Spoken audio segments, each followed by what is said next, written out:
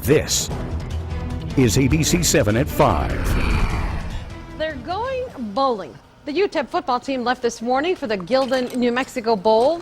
The 7 and 5 Miners, who face the 9 and 4 Utah State on Saturday afternoon in Albuquerque, will try to win their first bowl game in nearly a half-century. The team buses departed between 10:30 and 11:30 this morning, so the Miners have already arrived in Albuquerque.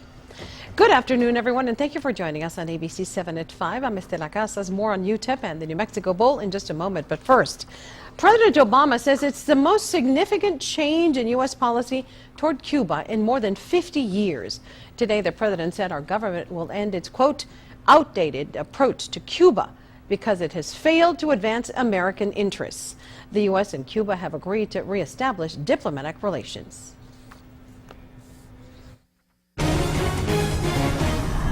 It's the dawn of a new era in U.S.-Cuba relations. These 50 years have shown that isolation has not worked. It's time for a new approach. President Obama announced today the U.S. will end what he called an outdated approach to the communist island nation. I'm now taking steps to place the interests of the people of both countries at the heart of our policy. Those steps include reopening an embassy in Havana, high-level visits between the U.S. and Cuban governments, and easing some economic sanctions, including the long-standing ban on importing Cuban cigars. Now, licensed American travelers to Cuba can come back with up to $100 of tobacco. This historic turn of events came after the U.S. and Cuba worked out a humanitarian prisoner release. The imprisonment of American Alan Gross, convicted by Cuba of espionage, had long been considered a major impediment to any renewed relationship between the two nations. But today, Gross was released and is now back home in America. I'm incredibly blessed finally to have the freedom to resume a positive and constructive life. The U.S. released 3 Cuban agents convicted of spying on anti-Castro groups in Miami in exchange for U.S. intelligence asset detained in Cuba for more than 2 decades. Republican Senator Marco Rubio of Florida, a Cuban American, blasted the president's announcement. The Cuban people aren't any more free today than they were yesterday. And President Obama cannot end the long-standing economic embargo with Cuba. That requires congressional approval, which the president said he will push for. So what does this move mean for you? The president says it will make it easier for Americans to travel to Cuba and use their credit and debit cards in that country. President Obama also says more resources should be able to reach the Cuban people. He's significantly increasing the amount of money that Cuban Americans can send to relatives in their home country. And the president says this will increase commerce and the flow of information between the two countries. The president's move is being greeted with optimism here in the borderland. ABC-7's Lyddon continues our complete coverage. Luke. Estela, I spent the day with Elio Gonzalez and his wife. They own the only Cuban food truck throughout El Paso. They both are of Cuban descent and have family in Cuba. Besides trying the great tasting food myself, I asked them about President Obama's plan to reestablish diplomatic relations and travel ties with the communist island. They say this is an important step for Cuba, which they believe can reestablish democracy. Gonzalez says Obama's decision is the first step in the right direction, but it's still up to the Cuban government to follow through. Important first step. I believe that there has to be important concessions from the Cuban government, such as freedom of speech, freedom of religion, in order to make the best out of this deal. Without that, we're not going anywhere.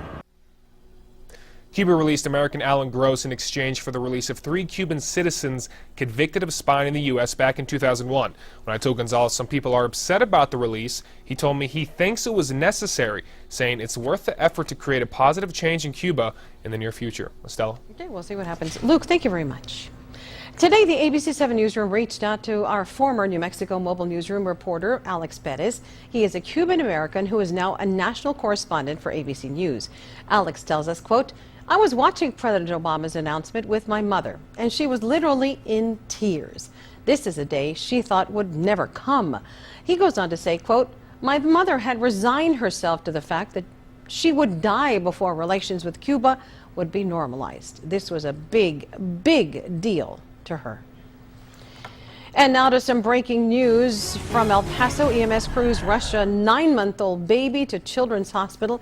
This just happened a few moments ago. Fire supervisors tell ABC-7 the baby fell off a shopping cart inside the Goodwill on the 9600 block of Montana.